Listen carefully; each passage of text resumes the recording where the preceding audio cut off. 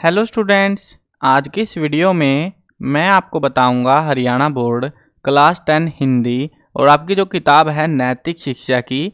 तो इसमें से आपके जो है अब की बार एमसीक्यू आने वाले हैं 5 मार्क्स के। वैसे आपको पता होगा 10 नंबर की ये किताब आएगी फाइनल एग्जाम में, जिसमें 5 मार्क्स के तो आपके क्वेश्चन आंसर आएंगे और 5 मार्क्स में आएंगे आपके एमसीक्यू। तो इस वीडियो में हम कंप्लीट बुक जो है कवर करने वाले हैं, सभी चैप्टर के चैप्टर वाइज एमसीक्यू हम करने वाले हैं इस वाली वीडियो में। शुरू करते हैं वीडियो को। मैं हूं अजय और आप देख रहे हैं सीसीएल क्लास। लेकिन वीडियो शुरू करने से पहले बता दूं, अगर आपको क्लास 10 के किसी भी सब्जेक्ट के इंपॉर्टेंट क्वेश्चंस की वीडियो देखनी है या फिर सैम्पल पेपर सॉल्यूशंस की वीडियो देखनी है, डिस्क्रिप्शन में प्लेलिस्ट का लिंक मिल जाएगा, वहां से आप देख सकते हो।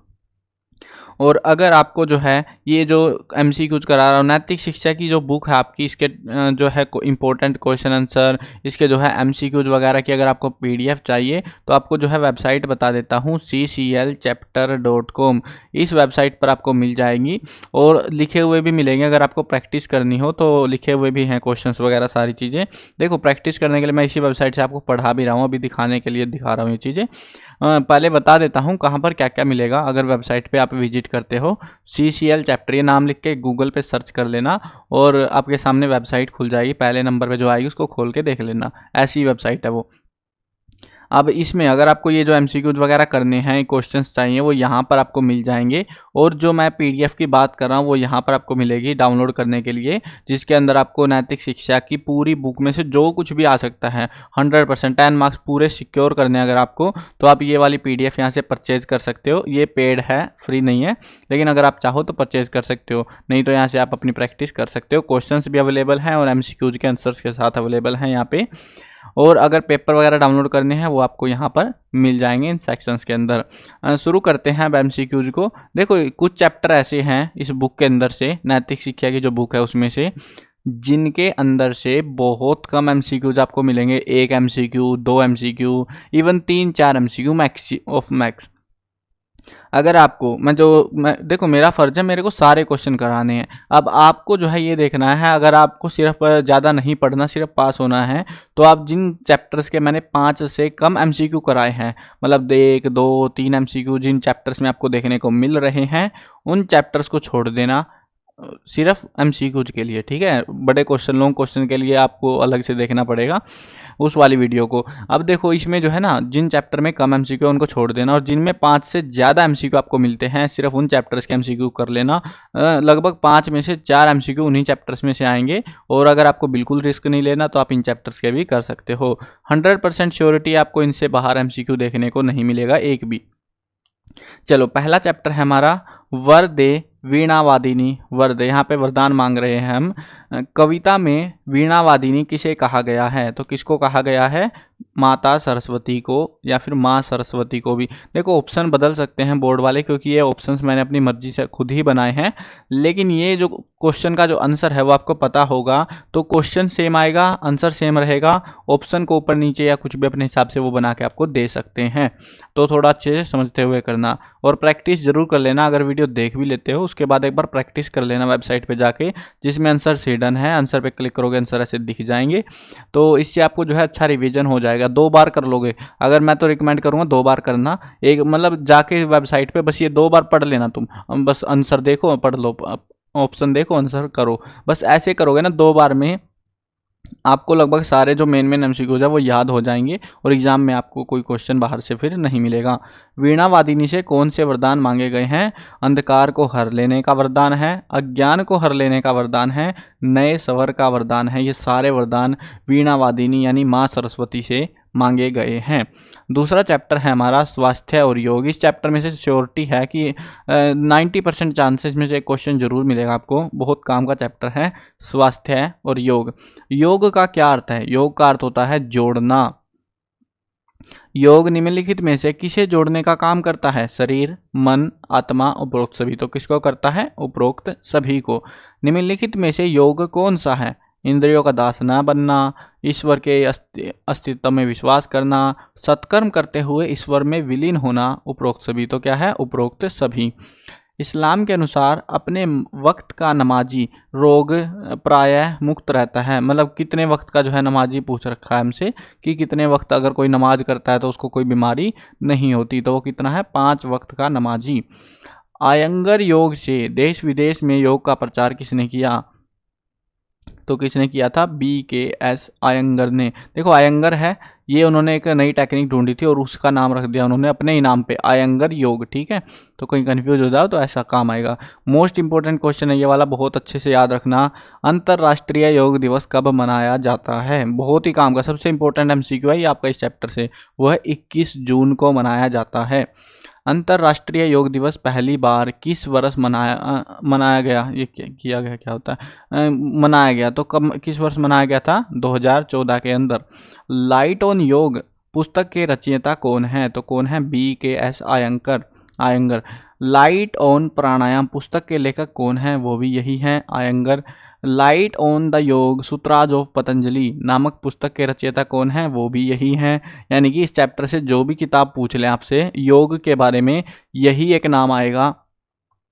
आंख बंद करके इसको रख देना। योग का प्रयोग किस लाभ के लिए हमेशा से होता रहा है? शारीरिक, मानसिक, आध्यात्मिक, उपरोक्त सभी। तो कैसे योग के लिए? उपरोक्त सभी के लिए। नेक्स्ट चैप्टर है हमारा चैप्टर नंबर 3, मीठी वाणी, यानी सूक्तियां हैं। यहाँ पे अच्छी अच्छी उक्तियां दे रखी हैं, इससे ज़्यादा उम्मीदें मत करना। इस चैप्टर से बड़े क्वेश्चन आएंगे इसमें से, ठीक है, कहीं तुम छोटे के चक्कर में रहो, बड़े क्वेश्चन आएंगे इसमें से, चांसेस ज़्यादा हैं इसमें से, ठीक है, बड़े क्या आने, छोटा नहीं आएगा, कम चांस है। सूक्ति शब्द का संधि विच्छेद क्या होगा? तो सूक्ति का संधि विच्छेद सु प्लस उक्ति। सूक्ति शब्द कितने शब्दों से मिलकर बना है? तो कितने हैं यहाँ पे? कितने दिख ही रहे हैं तुमको? 2 शब्दों से मिलकर बना है। किस कवि ने मीठे वचनों को सुखद औषधि के समान बताया है और कटु वचनों को तीर के समान तीखा बताया है? तो वो है रैदास। काम का क्वेश्चन है, याद रखना इस वाले क्वेश्चन को।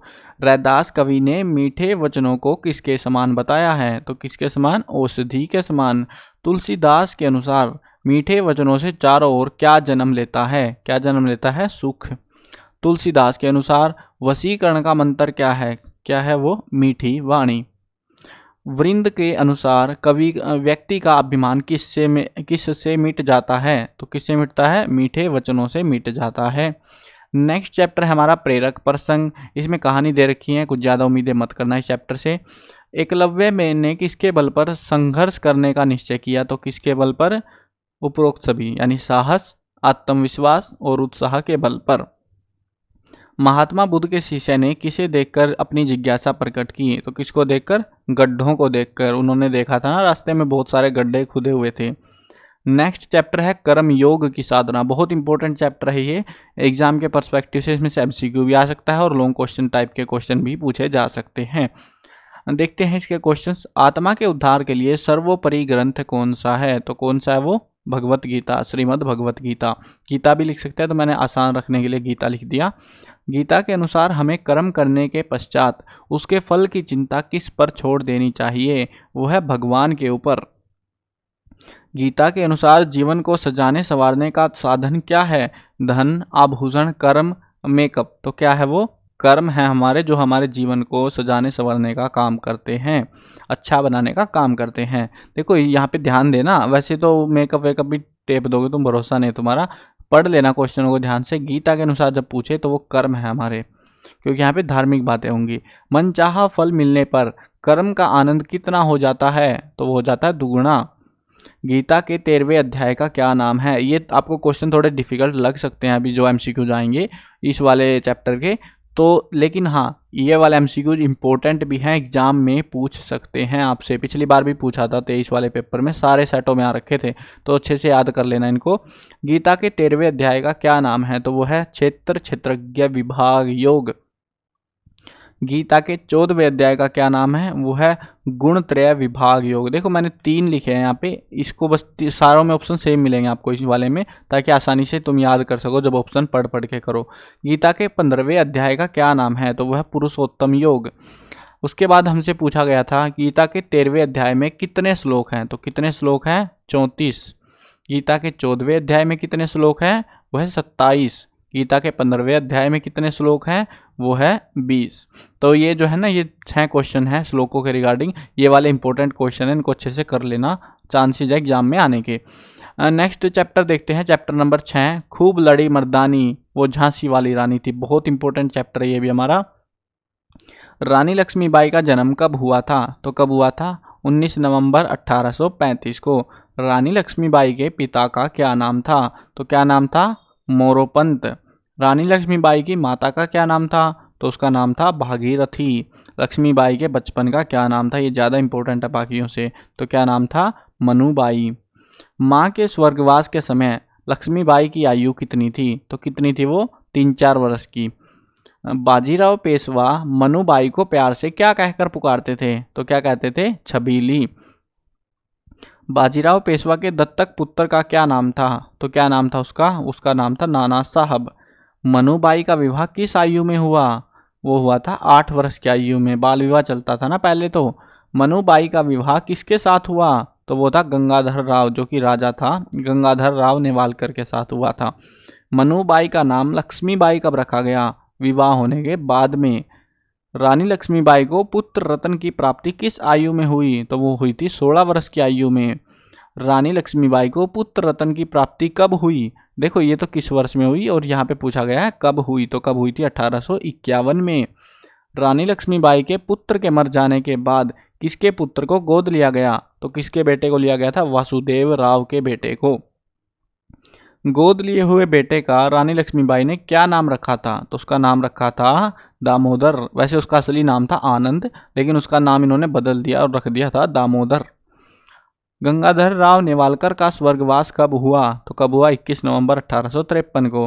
रानी लक्ष्मीबाई कहाँ की रानी थी? सबको पता होगा, झांसी की रानी।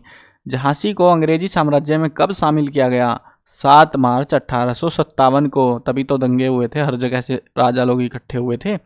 वायसराय डलहौजी ने रानी लक्ष्मीबाई के लिए कितने रुपयों की मासिक पेंशन बहाल की थी? यानी कि कितनी जो है उसको पेंशन मिला करती थी? तो वो थी 5,000 रुपये। 1857 के महान स्वतंत्रता संग्राम में कौन सी तारीख तय की गई थी कि इस दिन हम लड़ाई करेंगे? तो वो थी 31 मई को। बैरकपुर छावनी में विद्रोह की आग कब भड़क उठी? तो कब हुई थी वो? 6 मई 1857 को। रानी लक्ष्मीबाई वीर गति को कब प्राप्त हुई? तो वो हुई 18 जून 1858 को। लड़ाई में लड़ते हुए शहीद हो गई वो। नेक्स्ट जो चैप्टर है हमारा, ये भी इंपॉर्टेंट चैप्टर है, बर्डमैन ऑफ इंडिया, सालिम अली। यहाँ पे बहुत ही प्यारी सी कहानी है इनकी भी। सालिम अली ने अपनी पूरी जिंदगी किस में लगा दी? किस में लगा दी? पक्षियों के लिए लगा दी। किसके लिए? पक्षियों के लिए। पक्षी प्रेमी थे ना वो। सालिम अली का पूरा नाम क्या था? वो था सालिम मोइनुद्दीन अब्दुल अली। तो ये था उनका पूरा नाम। ये याद रख लेना, काम का क्वेश्चन है। सालिम, देखो मैं जो बीच बीच में बता रहा हूँ ना कि ज़्यादा काम का, जो काम का क्वेश्चन उसके चांसेस ज़्यादा हैं एग्जाम में आने के, उसको मैं हाईलाइट कर दे रहा हूँ बीच में वीडियो में। और बाकी क्वेश्चंस भी ऐसा नहीं है कि उनको पढ़ना नहीं है, उनको सारों को पढ़ना। आपको जिस चैप्टर को मैं इंपॉर्टेंट बोल रहा हूँ उन चैप्टर के MCQs पे ज़्यादा फोकस करना, और जिनको मैं बोल रहा हूँ ठीक ठाक ही है तो उनको आप स्किप कर सकते हो। आपकी मर्जी, अगर पास होना है या फिर फुल मार्क्स चाहिए वो आपको डिसाइड करना है फिर, ठीक है। अगर पास ही होना है इस सेक्शन में से मोस्टली क्वेश्चन आपको मिल जाए तो जो हाईलाइटेड चैप्टर्स हैं सिर्फ उनको कर लेना, और अगर आपको अच्छा स्कोर करना है तो सारे जो MCQs प्रोवाइड कराए गए हैं उन सारों को कर लेना। सालिम अली का जन्म किस परिवार में हुआ था? वो था मुस्लिम परिवार। सालिम अली का जन्म कब हुआ था? वो हुआ था 12 नवंबर 1896 को। सालिम अली के पिता का क्या नाम था? तो उसके पिता का नाम था मोइजुद्दीन। सालिम अली की माता का क्या नाम था? उनकी माता का नाम था जीनत उन निसा। सालिम अली के पिता का देहांत उसके जन्म के कितने वर्ष पश्चात हुआ था? तो कितने? 1 वर्ष। सालिम अली की माता का देहांत उसके जन्म के कितने वर्ष बाद हुआ था? तो कितने? 3 वर्ष। सालिम अली की परवरिश किसने की थी? तो उसके मामा ने करी थी। सालिम अली के मामा का क्या नाम था? उसका नाम था अमीरुद्दीन तैयब। सालिम अली की मामी का क्या नाम था? यानी कि अमीरुद्दीन तैयब की पत्नी का क्या नाम था? हमीदा बेगम। सालिम अली के मामा कहाँ रहते थे? ये इंपॉर्टेंट हो सकता है। ये थे मुंबई में रहते थे। सालिम अली का बचपन किसके बीच गुजरा? वो था चिड़ियों के बीच। कहीं तुम उपरोक्त सभी टेप दो इसमें। सालिम अली ने 10वीं की परीक्षा किस विश्वविद्यालय से पास की? देखो कहाँ तक रहते थे वो, मुंबई में अपने मामा के पास। तो कौन से विश्वविद्यालय में जाएगा बच्चा? हाँ वहीं जाएगा, मुंबई विश्वविद्यालय, वैसा ही है। सालिम अली ने 10वीं की परीक्षा कब पास की? इंपॉर्टेंट हो सकता है ये। तो इसमें जो है ये पास करी थी 1913 में। सालिम अली के बड़ा होने पर उसके अपने बड़े भाई के साथ काम में मदद करने के लिए कहाँ भेजा गया था? तो कहाँ भेजा था? कोलकाता में, सॉरी कोलकाता नहीं, बर्मा में भेजा गया था, म्यांमार के अंदर। सालिम अली का विवाह किससे हुआ था? तो उसकी मतलब, या कह सकते हो कि सालिम अली की पत्नी का क्या नाम था, सेम ही क्वेश्चन है ये। तो उसका नाम था तहमीना। सालिम अली की आत्मकथा का क्या नाम है? बहुत सबसे इंपॉर्टेंट क्वेश्चन है ये इस चैप्टर का। उनकी आत्मकथा का क्या नाम था? The fall of a sparrow, एक चिड़िया का गिर जाना। ये नाम ऐसे ही ध्यान रखना। इंग्लिश में लिखी हुई है ये किताब तो, लेकिन नाम तो हिंदी में लिख के देना पड़ रहा है ना, तो इसीलिए इंग्लिश वाला वर्ड है ये, the fall of a sparrow. बिना कष्ट पहुंचाए चिड़ियों को पकड़ने के सालिम अली के पास कितने तरीके थे? वो थे 100 से भी ज़्यादा। सालिम अली को भारत सरकार की ओर से पद्म भूषण पुरस्कार कब दिया गया? कब दिया गया? 1958 में। सालिम अली को भारत सरकार की ओर से पद्म विभूषण पुरस्कार कब दिया गया? वो दिया गया 1976 में। सालिम अली का निधन किस आयु में हुआ? वो था 91 वर्ष की आयु में। सालिम अली की मृत्यु किस बीमारी से हुई? वो थी कैंसर से। वैसे अजीब लगता है यार, 91 वर्ष की आयु में फिर भी बोल रहे कैंसर से मृत्यु हो गई है, अजीब ही लग रहा है ना। बुढ़ापे से भी मर सकते थे, ज़्यादा टाइम बचा नहीं था। सालिम अली की मृत्यु कब हुई? वो हुई थी 27 जुलाई 1987 को। नेक्स्ट चैप्टर है हमारा, वो है भारतीय नारी। ये ठीक ठाक चैप्टर है, ज़्यादा उम्मीदें लगा भी सकते हो, नहीं भी लगा सकते, 50-50 है यहाँ पे, ठीक है। मतलब दे भी सकते हैं क्वेश्चन, नहीं भी दे सकते हैं। याज्ञवल्क्य ऋषि की पत्नी का क्या नाम था? तो उसका नाम था मैत्रेयी, कात्यायनी दोनों, या निवेदिता। तो क्या था? दोनों। ये 2 पत्नियां थी याज्ञवल्क्य ऋषि की। भगिनी निवेदिता का मूल नाम क्या था? ये बहुत काम का क्वेश्चन है इस चैप्टर का। क्या नाम था उसका? Margaret Noble. भगिनी निवेदिता का जन्म कहाँ पर हुआ था? आयरलैंड के अंदर। भगिनी निवेदिता किसकी शिष्या थी? स्वामी विवेकानंद की। स्वामी विवेकानंद ने मार्गरेट नोबल को क्या नाम दिया? तो उसको क्या नाम दिया था? मानस कन्या, सॉरी मानस कन्या जो है इसको नाम दिया गया था। अरविंद घोष ने मार्गरेट नोबल, यानी कि जो ये महिला थी, इसको क्या नाम दिया?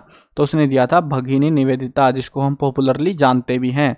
रविंद्रनाथ ने मार्गरेट नोबल को क्या नाम दिया? लोक माता। देखो मैंने ऑप्शन सेम रखे हैं ताकि आपको आसानी रहे याद करने में। कोलकाता में प्लेग की भयंकर महामारी कब फैली थी? तो कब फैली? 1899 में। भगिनी निवेदिता ने अपने जीवन के कितने वर्ष भारत की सेवा में अर्पित कर दी है? कितने? 14 ईयर्स, 14 वर्ष। भगिनी निवेदिता का देहांत कब हुआ? तो वो कब हुआ? 13 अक्टूबर 1911 को। सरोजिनी नायडू का जन्म कहाँ पर हुआ था? तो वो हुआ था हैदराबाद में। सरोजिनी नायडू का जन्म कब हुआ था? तो वो हुआ था 13 फरवरी 1889 को, सॉरी 79 को। सरोजिनी नायडू के पिता का क्या नाम था? तो उसके पिता का नाम था अघोरनाथ चट्टोपाध्याय। 11 वर्ष की आयु में सरोजिनी नायडू ने कौन सी कविता की रचना की? तो उस कविता का नाम था a lady of the lake. Sarojini Naidu ने अपनी मैट्रिक की परीक्षा किस आयु में पास की थी? 12 वर्ष की आयु में। मैट्रिक होती है 10वीं की। कांग्रेस की पहली महिला अध्यक्ष कौन थी? वो थी सरोजिनी नायडू। स्वतंत्र भारत की पहली राज्यपाल कौन थी? वो भी थी सरोजिनी नायडू। सरोजिनी नायडू का निधन कब हुआ? वो हुआ था 2 मार्च 1949 को। नेक्स्ट चैप्टर है ईसा मसीह। ये छोटा सा चैप्टर है और इतना ही छोटा है, एमसीक्यूज के मामले में भी 2 ही एमसीक्यू बने हैं, वो भी बड़ी मुश्किल से। ईसा मसीह के अनुसार किसी व्यक्ति को कितने अपराधों तक क्षमा करना चाहिए? कितने? 7। ईसा ने मानव को जगत की खालिस्तान बताया है। क्या बताया है? जगत की ज्योति बताया है। नेक्स्ट चैप्टर है हमारा भारत रत्न मदन मोहन मालवीय। बहुत इंपॉर्टेंट चैप्टर है एग्जाम के पर्सपेक्टिव से, एमसीक्यू हो या लॉन्ग क्वेश्चन हो, हर जगह पे। निम्नलिखित में से किसे भिक्षुक सम्राट कहा जाता है? वो है मदन मोहन मालवीय को। बनारस हिंदू विश्वविद्यालय की स्थापना किसने की थी? वो भी मदन मोहन मालवीय ने। मदन मोहन मालवीय कांग्रेस पार्टी में कब शामिल हुए थे? जब पार्टी बनी थी 1885 में। निम्नलिखित में से किस समाचार पत्र का संपादन मदन मोहन मालवीय जी ने किया था? हिंदुस्तान अभ्युदय लीडर उपरोक्त सभी तो कौन से थे? सारे के सारे। आधुनिक समय के भीष्म पितामह कौन थे? वो भी थे मदन मोहन मालवीय। बनारस हिंदू विश्वविद्यालय की नींव कब रखी गई? वो रखी थी 14 फरवरी 1916 को। मदन मोहन मालवीय जी कब से कब तक बनारस हिंदू विश्वविद्यालय के कुलपति रहे? वो रहे 1919 से 1939 तक, यानी 20 वर्षों तक। दूसरी गोलमेज सभा में वे भारत के प्रतिनिधि के रूप में कहाँ गए थे? यहाँ पे वे की बजाय मेरे को लिखना चाहिए था कि ये इनका नाम लिखना चाहिए था, मदन मोहन मालवीय कहाँ पर गए थे? तो वो गए थे इंग्लैंड में। हिंदी साहित्य सम्मेलन की स्थापना किसने करी थी? वो भी करी थी मदन मोहन मालवीय जी ने। मदन मोहन मालवीय जी का देहांत कब हुआ? 12 नवंबर 1946 को। भारत सरकार ने मदन मोहन मालवीय जी को भारत रत्न से अलंकृत कब किया? इंपॉर्टेंट क्वेश्चन है। 2015 में। देखो देहांत कब हो गया और पुरस्कार कब दे रहे हैं। वैसे जीत दे देते तो थोड़ा और अच्छा लगता उनको भी, है ना, लेकिन क्या कर सकते हैं, बाद में भी मिल गया, वो भी अच्छी बात है। नेक्स्ट चैप्टर देखते हैं, नीति पद। बड़ा ही फालतू सा चैप्टर है। आप ना इसके क्वेश्चन काम के हैं ना इसके एमसीक्यू काम के है, बस है ठीक ठाक ही चैप्टर है। उम्मीदें ज़्यादा मत लगाना इस चैप्टर से कुछ भी। साहित्य, संगीत और कला के बिना मनुष्य किसके समान है? वो है पशु के समान। इस संसार में सभी गुण किसके अंदर वास करते हैं? धन के अंदर। गुरु पदोन्नति किसकी शोभा है? सिर की। हाथों की शोभा क्या है? दान करना। सत्य वचन किसकी शोभा है? मुख की। कैसे व्यक्ति कभी भी न्याय के रास्ते से विचलित नहीं होते? वह धैर्य रखने वाले। देखो ये 6 MCQ है पहले इस चैप्टर में, लेकिन इससे ज़्यादा उम्मीदें नहीं बना सकते तुम, और ना के बराबर चांसेज है एग्जाम में पूछे जाने की। लेकिन हाँ, अगर जिनको रिस्क नहीं लेना वो पढ़ सकता है। मैं ये नहीं कह रहा कि बिल्कुल मत पढ़ना तुम। दुनिया में नेकी और बदी। नेक्स्ट चैप्टर है 12वां चैप्टर। एक ही क्वेश्चन है, इस दुनिया में एहसान के बदले क्या मिलता है? एहसान मिलता है, कहीं तुम धोखा लगाओ। नेक्स्ट चैप्टर है राष्ट्रीयता का विकास। निम्नलिखित में से कौन सा राष्ट्रीयता के विकास के लिए अनिवार्य तत्व है? भाषा, संस्कृति, समुदाय, उपरोक्त सभी तो क्या है? उपरोक्त सभी। मानवता की राह। इसमें जो है पहला ही क्वेश्चन है वसुदेव कुटुंबकम। ये वाली स्पेलिंग इसका जो है अर्थ आपको पता होना चाहिए। बहुत इंपॉर्टेंट क्वेश्चन है, MCQ में भी पूछ सकते हैं और 2 नंबर में भी पूछ सकते हैं। वसुधैव कुटुंबकम। वसुधा होती है धरती और कुटुंबकम यानी परिवार, यानी कि यह धरती, यह पूरी धरती ही एक परिवार है, तो इसका मतलब होता है ये। जीवन शुद्धि के लिए किन तत्वों का समन्वय होना अनिवार्य है? धर्म, दर्शन, नीति, उपरोक्त सभी तो क्या है? उपरोक्त सभी। मानवता की सच्ची परख किस परिस्थिति में होती है? विपरीत परिस्थिति में। नेक्स्ट चैप्टर है महात्मा बुद्ध वाला। ये चैप्टर भी इंपॉर्टेंट है बहुत ज़्यादा। लॉन्ग क्वेश्चन और शॉर्ट क्वेश्चन दोनों टाइप के क्वेश्चन इस चैप्टर से पूछे जा सकते हैं। महात्मा बुद्ध का जन्म कहाँ पर हुआ था? सबको पता होगा, लुम्बिनी में। महात्मा बुद्ध की माता का क्या नाम था? महामाया। महात्मा बुद्ध के बचपन का क्या नाम था? सिद्धार्थ। महात्मा बुद्ध के पिता का क्या नाम था? शुद्धोदन। देखो ये आप 10th में आ चुके हो, 9th में भी आपने ये चीज़ें पढ़ी होंगी, 10th में फिर पढ़ रहे हो, आने वाली क्लासेज में फिर से पढ़ोगे, है ना, और ये चलता रहेगा। ये जो है ना, ये महात्मा बुद्ध वाला चैप्टर आपका इतिहास की किताब में भी है। अगर हिस्ट्री ले रखे, हिस्ट्री में है तो बहुत बार आता है ये, और ये तो याद हो गया होगा, आसान आसान से नाम है, ये नाम याद रखने पड़ते हैं, मेन से यही होते हैं। सिद्धार्थ के जन्म के कितने दिन बाद उनकी माता का देहांत हो गया? कितने दिन? 7 दिन बाद। सिद्धार्थ का पालन पोषण किसने किया?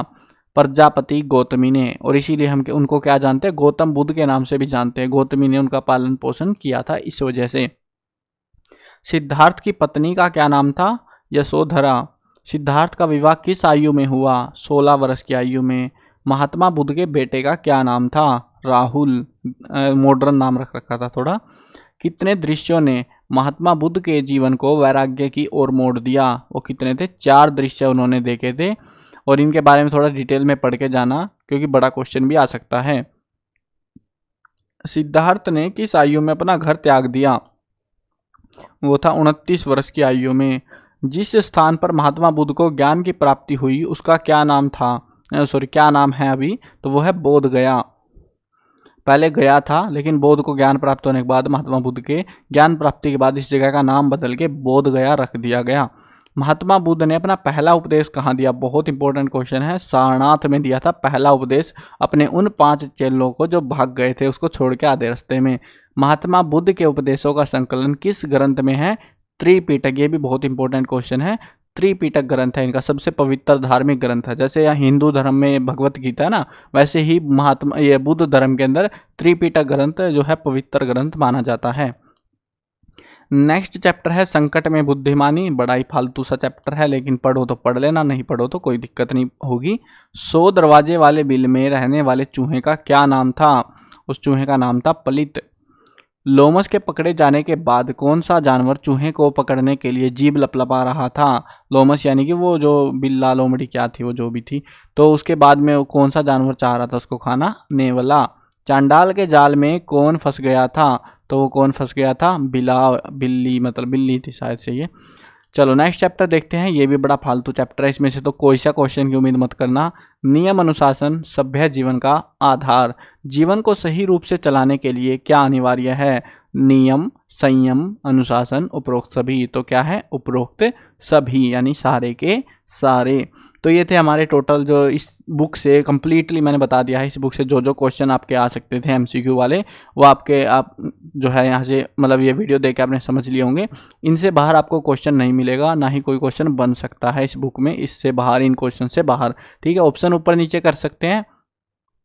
तो आपको जो है क्या करना है, आपको सिर्फ इनकी प्रैक्टिस करनी है। जितनी बार आप कर सकते हो, 2 बार 3 बार। देखो मैंने बता दिया था शुरू में, वापस बता देता हूँ। इंपॉर्टेंट क्वेश्चन में जाना, ठीक है, यहाँ पे मैं जाके दिखा रहा हूँ अभी आपको। उसके बाद में अपना बोर्ड चूज कर लेना, हरियाणा बोर्ड। और आपको जो है क्वेश्चन क्लास चूज करनी है, चूज नहीं करनी नीचे सरकाते रहो, तब भी मिल जाएगी, कोई दिक्कत नहीं है। अब यहाँ पे जो है अपनी 10th क्लास की हिंदी है। देखो यहाँ पर मैंने जो है इंपॉर्टेंट क्वेश्चन आंसर भी लिख रखे हैं नैतिक शिक्षा के, और यहाँ पर एमसीक्यूज भी, और बाकी सब्जेक्टों की भी। देखो यहाँ पे सारा कुछ लिखा हुआ है। हिंदी का हो गया, सामाजिक हो गई, सोशल साइंस, दोनों मीडियम में है सारा कुछ। इंग्लिश हो गई, साइंस हो गई, मैथ हो गया, physical education, IT, patient care. तो ऐसे कई सारे सब्जेक्ट, और भी अगर आपको कोई सब्जेक्ट के चाहिए तो कमेंट कर देना। तो यहाँ पे अपडेट हमने कर रखे हैं, इनकी वीडियोज़ भी जल्दी ही आनी स्टार्ट हो जाएंगी इन टॉपिक्स पर। फिलहाल जो है अगर आपको प्रिपरेशन स्टार्ट करनी है तो इस वेबसाइट से कर सकते हो, cclchapter.com। और अगर आपको पेड पीडीएफ खरीदनी है तो वो आपको यहाँ पर मिल जाएगी। प्रीमियम स्टडी मटेरियल में आना है और यहाँ पर अपना बोर्ड चूज कर लेना, हरियाणा बोर्ड ये फिलहाल। उसके बाद में नैतिक शिक्षा, यहाँ पे और बुक्स के भी मैंने सॉल्यूशंस वाली वीडियो बना रखी है। जैसे देखो अगर हिस्ट्री का मान लो, देखो कन्फ्यूज होते हैं बहुत सारे स्टूडेंट। हिस्ट्री की पीडीएफ में मैंने क्या क्या प्रोवाइड कराया है। मैप आता है, मैप है आपका, एमसीक्यू आते हैं, एमसीक्यू हैं, क्वेश्चन आंसर आते हैं, वो है। सारी चीज़ें मैंने बना के अपलोड कर रखी हैं, सारे इंपॉर्टेंट क्वेश्चन हैं, यानी कि इन क्वेश्चन से बाहर आपको क्वेश्चन नहीं मिलेंगे। अब वो आपके ऊपर है, आप पैसा लगाना चाहते हो या नहीं लगाना चाहते। अगर नहीं लगाना चाहते तो वहाँ से कर लेना, और अगर लगाना चाहते हो तो यहाँ से कर सकते हो। हाँ, वहाँ पे हर एक सब्जेक्ट के आंसर्स नहीं मिलेंगे, जो लॉन्ग क्वेश्चन है उनके आंसर आपको यहीं पर हम ऐड कर रहे हैं, वहाँ पर ऐड नहीं किए जाएंगे। वहाँ पे सिर्फ क्वेश्चन मिलेंगे, आंसर आपको खुद से ढूंढने पड़ेंगे। तो अभी हम काम कर रहे हैं और भी सब्जेक्टों के यहाँ अपडेट कर दिए जाएंगे, चाहो तो आप परचेज कर सकते हो। चलो मिलते हैं नई वीडियो में, बाय बाय।